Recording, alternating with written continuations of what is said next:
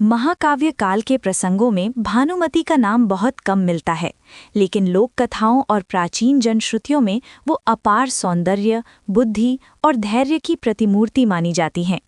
ये कथा उन्हीं लोकमान्य परंपराओं पर आधारित एक मौलिक पुनर्कथन है।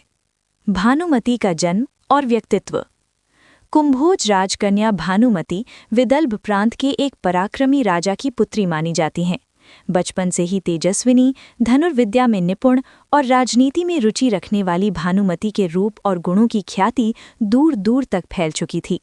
राजा अपने राज्य के लिए एक सक्षम उत्तराधिकारी चाहते थे, पर भानुमति अपने पिता की सच्ची सहचरी की तरह शासन कार्य में भाग लेती थीं। भानुमति का स्वयंवर। जब भानुमति स्वयंवर योग्य हुईं तो अनेक राजकुमार और महारथी उनका वरण करना चाहते थे, किंतु भानुमति के पिता ने निश्चय किया कि वही पुरुष उनकी पुत्री का वर बन सकेगा जो साहस, शौर्य और नीति तीनों में उत्तम हो। कथाओं में आता है कि स्वयंवर के दिन दुर्योधन ने अपनी गदा विद्या और युद्ध कौशल का अद्भुत प्रदर्शन किया। उनके तेज, आत्मविश्वास और स्वाभिमान ने भानुमति को प्रभावित किया।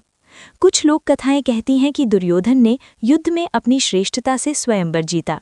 कुछ ये कि भानुमति ने स्वयं उनकी वीरता देखकर उन्हें वरमाला पहनाई। इस मौलिक कथा में भानुमति ने दुर्योधन को स्वयं चुना, क्योंकि उन्होंने न सिर्फ शक्ति बल्कि एक दृढ़ और प्रतिबद्ध राजा का भाव देखा। विवाह और राजमाता गांधारी का आशीर्वाद। दुर्योधन और भानुमति का विवाह हस्तिनापुर में बड़ी धूमधाम से हुआ। गांधारी को भानुमति की विनम्रता, साहस और दूरदर्शिता अत्यंत प्रिय थीं। भानुमति युद्ध कला की ज्ञानी होते हुए भी शांति को महत्व देती थीं। उन्होंने राज्य की नीतियों में महिलाओं की सुरक्षा और शिक्षा के लिए कई सुझाव दिए।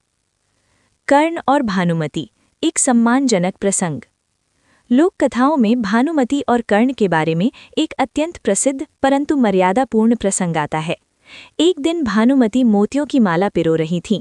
दुर्योधन को किसी कार्य से बुलावा आया और कर्ण वहां उपस्थित थे। कर्ण ने सहज भाव से माला उठाकर मोती बीनने में उनकी सहायता की।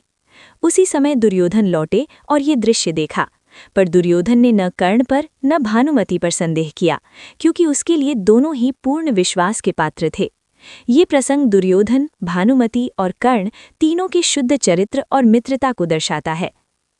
महाभारत युद्ध के समय भानुमति का धैर्य। महाभारत का युद्ध निकट आने पर भानुमति का हृदय आशंकाओं से भर गया। उन्हें पता था कि ये युद्ध कोई जीत नहीं बल्कि विनाश लेकर आएगा। उन्होंने दुर्योधन को कई बार समझाया कि शांति का मार्ग चुनना ही श्रेष्ठ है, पर दुर्योधन राज्य धर्म और अपने स्वाभिमान के कारण निर्णय नहीं बदल सके। भानुमति युद्धकाल में हस्तिनापुर के नागरिकों की देखभाल, घायल सैनिकों के उपचार और स्त्रियों बच्चों की सुरक्षा में लगी रहीं। युद्ध के बाद भानुमति का अटूट साहस। दुर्योधन के युद्ध में निधन की सूचना जब भानुमति तक पहुंची तो वो शोक में डूब गईं, किंतु उन्होंने राजमाता गांधारी का सहारा बनकर अपना कर्तव्य निभाया।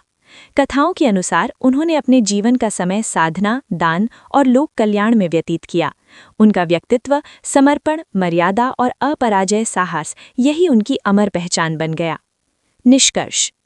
भानुमति की कथा एक ऐसी नारी की कहानी है जो सौंदर्य की नहीं बल्कि चरित्र, धैर्य और बुद्धिमत्ता की सच्ची मिसाल है।